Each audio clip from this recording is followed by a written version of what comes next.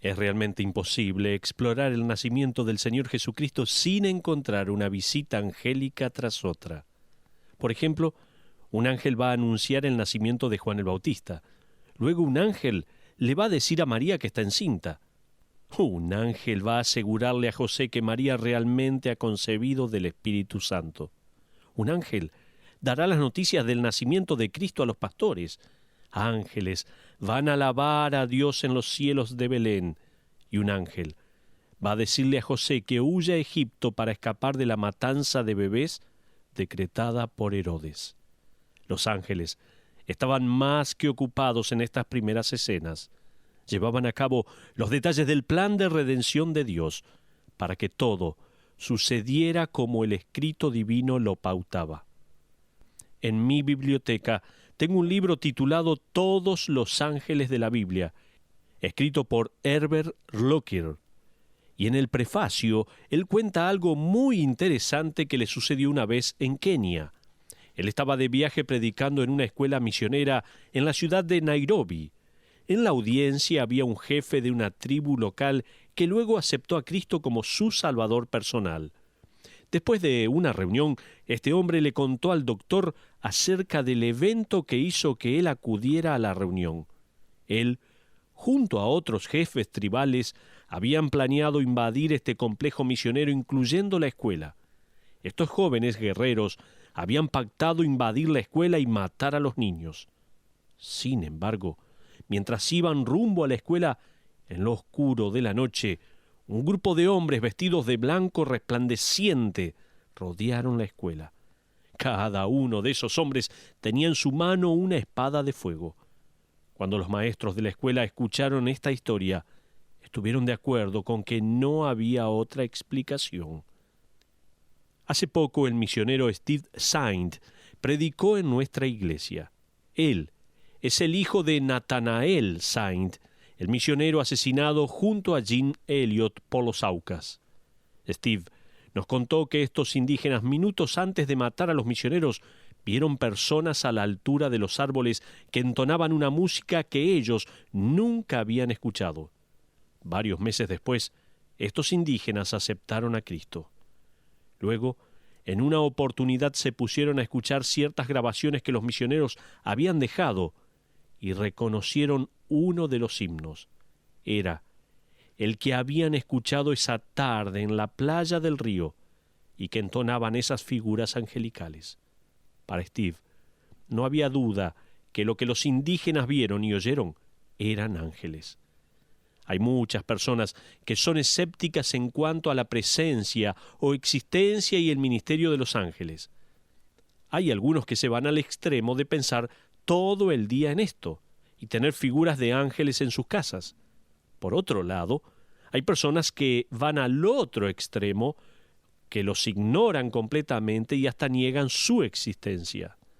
John Owen, el gran teólogo, pastor y autor, escribió que ignorar a los ángeles es la medida de la ingratitud.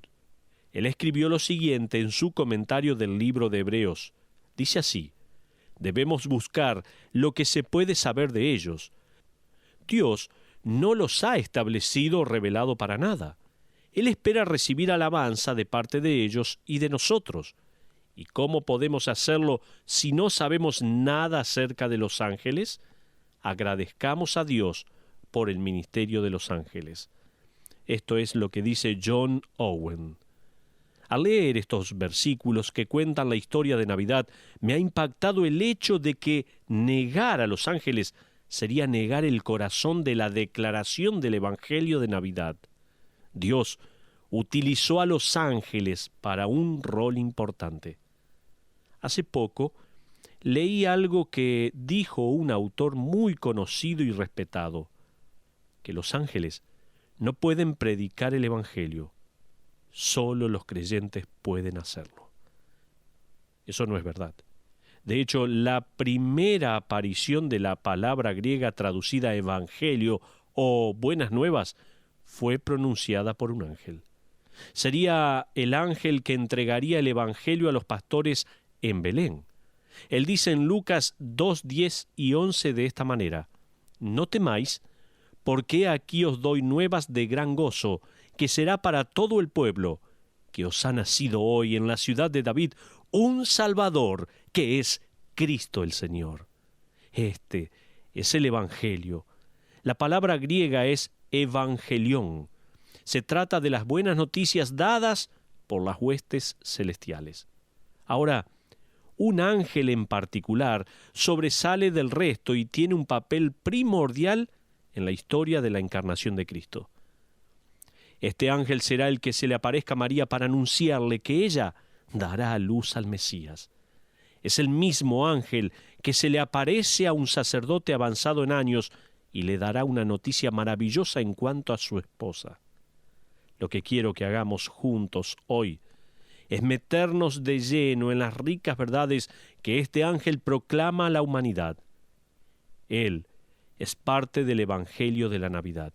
Él aparece en momentos críticos. Su nombre es Gabriel. Vaya conmigo al capítulo 1 de Lucas. Creo que el estudiar estos encuentros de ángeles con personas piadosas nos van a llevar a alabar y glorificar a Dios. Vamos a ver las declaraciones del ángel Gabriel. La primera aparición de Gabriel va a suceder justo afuera del lugar santísimo, dentro del magnífico templo que mandó a construir Herodes. Fíjese lo que dice Lucas 1:5. Por favor, vaya allí a su Biblia, a Lucas capítulo 1, versículo 5. Dice la palabra: hubo en los días de Herodes, rey de Judea, un sacerdote llamado Zacarías, de la clase de Abías. Su mujer era de las hijas de Aarón y se llamaba Elizabeth. Hasta ahí la porción por ahora. Gabriel, esta es tu primera asignatura. Ese sacerdote anciano allí abajo será el primero en escuchar las noticias de que el Mesías está por llegar. Pero veamos cómo se prepara la escena. Antes de avanzar más, preparemos la escena para el dramático encuentro. El versículo que acabamos de leer da varios detalles de esta escena. Estos eran los días de Herodes, rey de Judea, ¿se acuerda? Eso significa que eran los días de un gobernante malvado y paranoico. Herodes también era un hombre mayor, ya tenía unos 70 años aproximadamente. Él ya estaba absolutamente enfermo de celos por su poder y su trono. Él ya había ordenado secretamente que se matara al sumo sacerdote por ser más popular que él con la gente de Judea. Y 24 meses antes de morir, también hizo matar a sus 2 hijos mayores por celos de que ellos se sentaran en su trono. De hecho, una semana antes de su muerte, él mató a su propio hijo por la misma razón. Qué tremendo. Sin embargo, Herodes era querido por muchos, especialmente por el emperador romano. Este emperador hizo que el Senado le diera el gusto a Herodes y lo nombrara rey de los judíos. Imagínese entonces cuán enojado debe haber estado Herodes al escuchar a los magos preguntar: ¿dónde está el rey de los judíos que ha nacido? ¿Se da cuenta cómo estaba Herodes en ese momento? Ese título era de Herodes y él mataba a cualquier rival que podría intentar quedarse con su trono. Esa es la razón por la cual él mandaría matar a todo niño menor de 2 años en la zona de Belén, como dice Mateo capítulo 2, versículo 16. No eran días fáciles para ser sacerdote y servir a Dios, pero la Biblia dice que Zacarías era sacerdote en los días de Herodes, rey de Judea. Lo más maravilloso para los judíos era el hecho que Herodes quería ganarse su favor tan desesperadamente que les construyó un templo impresionante. El templo de Herodes fue construido con mármol y madera de cedro importada del Líbano. Fue la construcción más exquisita que Herodes logró concretar. Para poder cumplir con el estándar del sacerdocio judío, él usó 1000 levitas para construir y cortar piezas de mármol. El templo no solo estaba hecho con mármol importado, sino que sus puertas, al igual que otras partes del edificio, estaban cubiertas con oro. Sí, escuchó bien, con oro. El brillo del oro podía verse desde kilómetros de distancia y el resplandor dorado iluminaba la ciudad. Parte de la pared exterior del muro perimetral del templo sigue aún en pie. Esa sección es conocida como el Muro de los Lamentos, donde los judíos ortodoxos acuden cada día para hacer sus oraciones. Malaquías profetizó muchos años antes que nacerá el sol de justicia que un día traerá salvación en sus alas, como dice Malaquías 4:2. El templo fue construido para satisfacer la esperanza de los israelitas en ese amanecer glorioso de la luz del esplendor de Dios. El famoso historiador Flavio Josefo describió el templo de la siguiente manera, escuche bien. Cubierto por todos lados con placas de oro, el templo resplandecía tanto con la luz del sol que incluso de mañana uno tenía que entrecerrar sus ojos. Desde una distancia considerable, el templo parecía una montaña nevada, ya que todo lo que no era de oro era del mármol más puro y blanco que existe. Imagínese cómo la gente anticiparía en los tiempos de Herodes la llegada del amanecer del glorioso reino de Dios.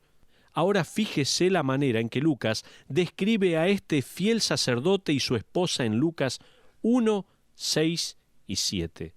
Allí vamos a leer en la palabra de Dios lo que dice este pasaje. Lucas 1, 6 y 7. Ambos eran justos delante de Dios y andaban irreprensibles en todos los mandamientos y ordenanzas del Señor. Pero no tenían hijo, porque Elisabet era estéril y ambos eran ya de edad avanzada. Esto solo ya es una excelente noticia. El ser un sacerdote, ser fiel a Dios y servir a Dios traía la expectativa de un hogar lleno de hijos. Para el judío ortodoxo del siglo I, no tener hijos era considerado un castigo de Dios. Los rabinos de aquellos días enseñaban que había 7 tipos de personas que no podían esperar tener una comunión íntima con Dios. La primer persona sería un judío que no tenía esposa. Así que los solteros no esperaban recibir bendiciones de Dios. Y en segundo lugar, ¿sabe qué es? Un matrimonio sin hijos. Durante los días de Cristo, la esterilidad era considerada motivo suficiente para el divorcio. Que este matrimonio viviera para Dios, fuera fiel y no tuviera hijos, seguramente traía cierto grado de tristeza y dolor. La comunidad seguramente no los veía con buenos ojos. De hecho, Elisabet en Lucas 1:25 menciona que su esterilidad era una desgracia. Pero veamos ahora la declaración de Gabriel a Zacarías. Entonces, esta es la escena en definitiva. Y ahora algo fantástico está por suceder y todo comienza cuando se echan suertes. Fíjese lo que dice Lucas 1, 8 y 9.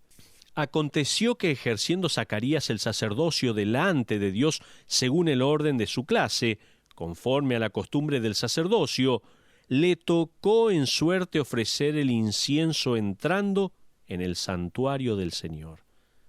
Paremos allí. Para los presentes, esta fue la suerte de tirar los dados que seleccionó a Zacarías de entre 8,000 sacerdotes para llevar a cabo esta tarea sagrada. Tenga en mente que en los días de Zacarías había aproximadamente unos 20,000 sacerdotes. Solo para la Pascua y la fiesta de los tabernáculos les tocaba servir a todos. El resto del año, cada clase de las cuales había 24, servían 2 semanas en el año. Justo esta semana le tocaba servir a la clase de Abías. Esa era la clase de Zacarías. Además de esto, ese día se echaban suertes para que sirvieran unos 1,000 sacerdotes en sus puestos. Cada mañana y cada tarde se hacía un sacrificio en el templo para toda la nación. Se ofrecía un cordero sin defecto junto a una ofrenda de harina, aceite y vino. Antes que la ofrenda de la mañana o de la tarde se pusiera en el altar, un sacerdote recibía la orden de entrar al lugar santo justo afuera del lugar santísimo. En ese lugar santo se encontraba la mesa de los panes de la proposición, el candelabro de oro y el altar del incienso en el que siempre tenía que haber brasas encendidas. El arrojar incienso a las brasas era el honor del sacerdote. Esto se hacía mientras afuera se ofrecía el sacrificio, para que ambos sacrificios fueran ofrecidos a Dios envueltos en un suave aroma.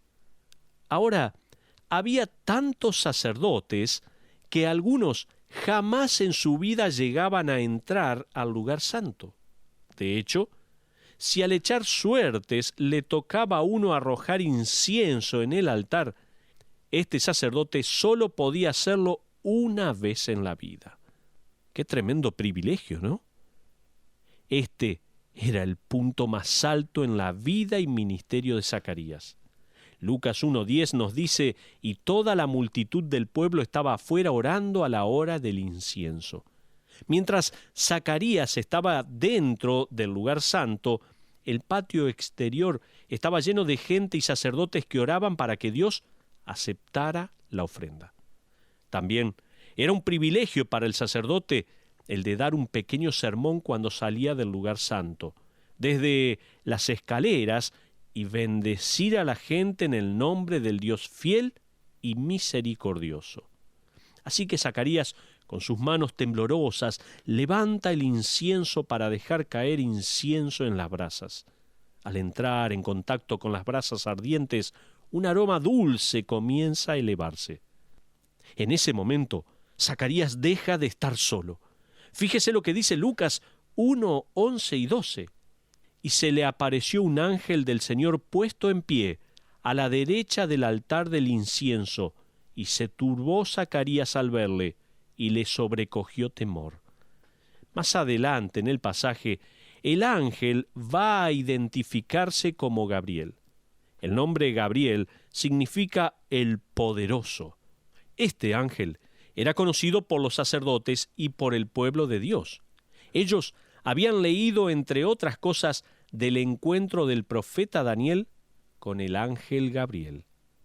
Daniel describió a Gabriel con detalle. Encontramos su descripción en Daniel capítulo 10.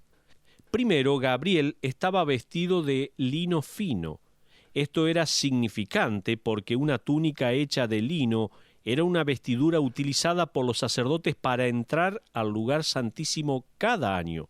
Significaba acceso a Dios y Gabriel lo tenía. También Daniel describe a Gabriel como el ángel que tenía un cinto de oro puro. Daniel describe el cuerpo de Gabriel como si fuera de berilo. El berilo era una piedra preciosa color turquesa.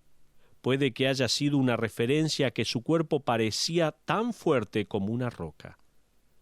El rostro de Gabriel, según el profeta Daniel, era como la apariencia de un rayo. En otras palabras, era muy resplandeciente como para mirarlo por mucho tiempo.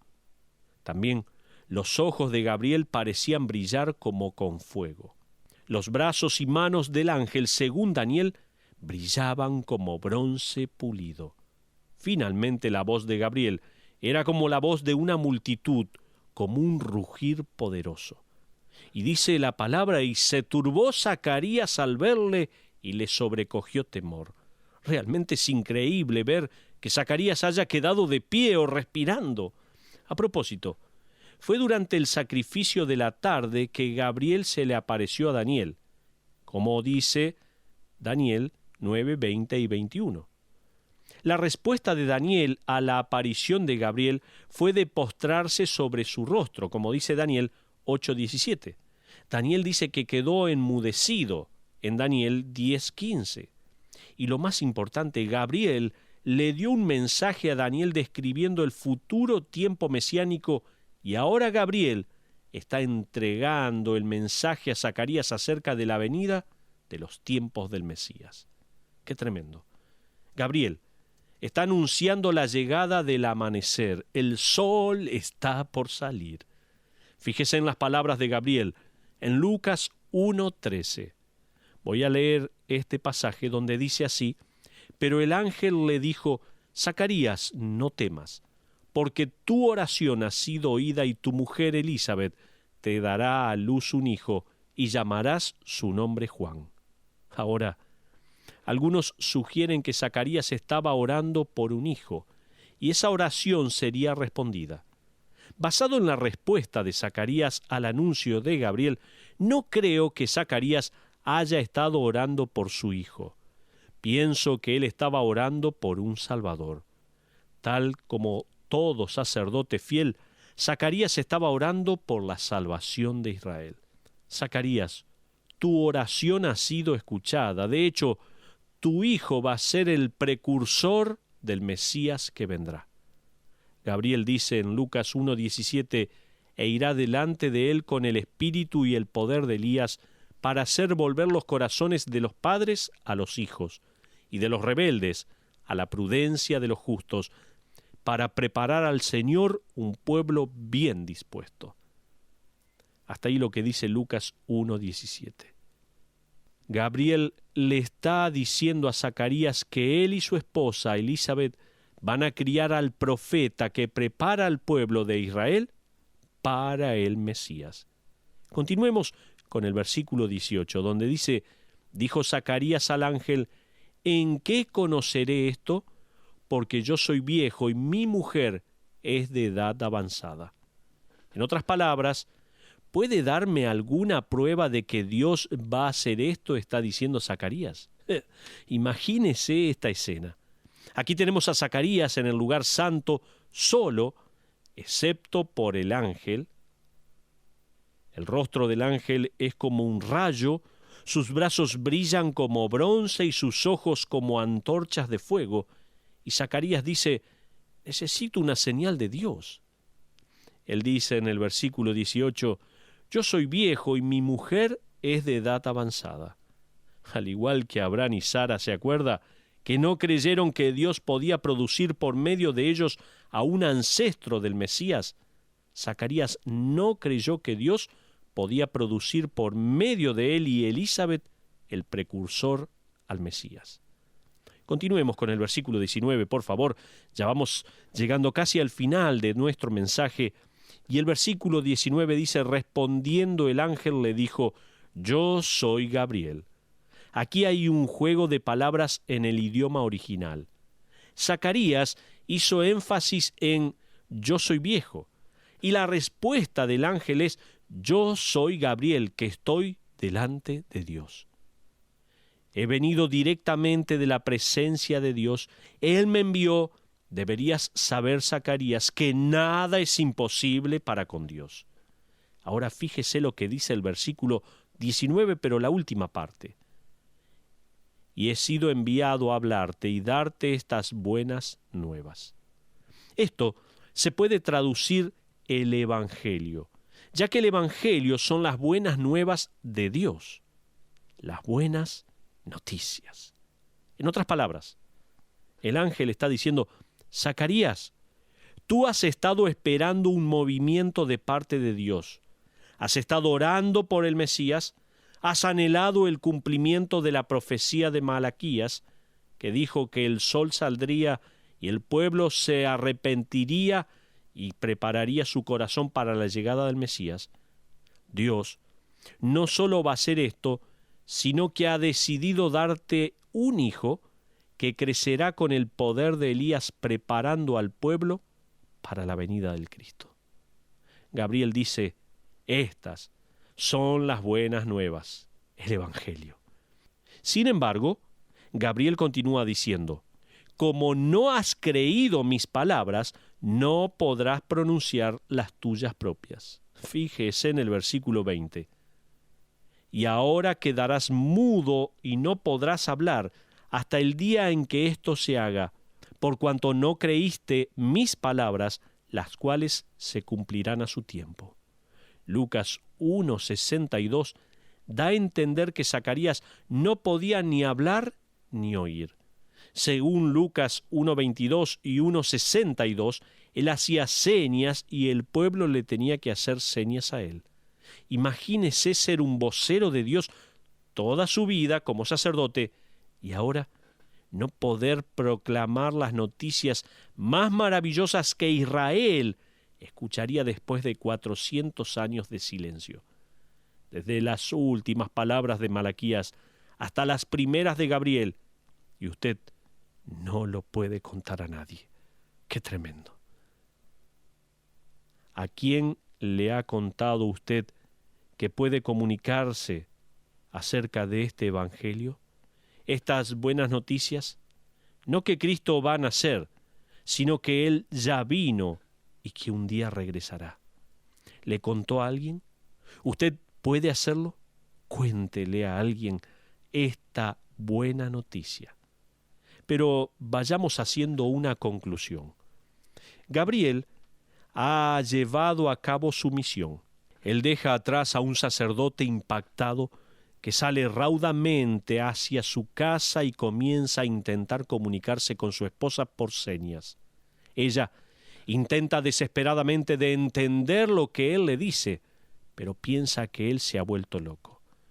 Más adelante, una vez que su hijo nace, Zacarías va a decir lo siguiente en su discurso en Lucas 1:78.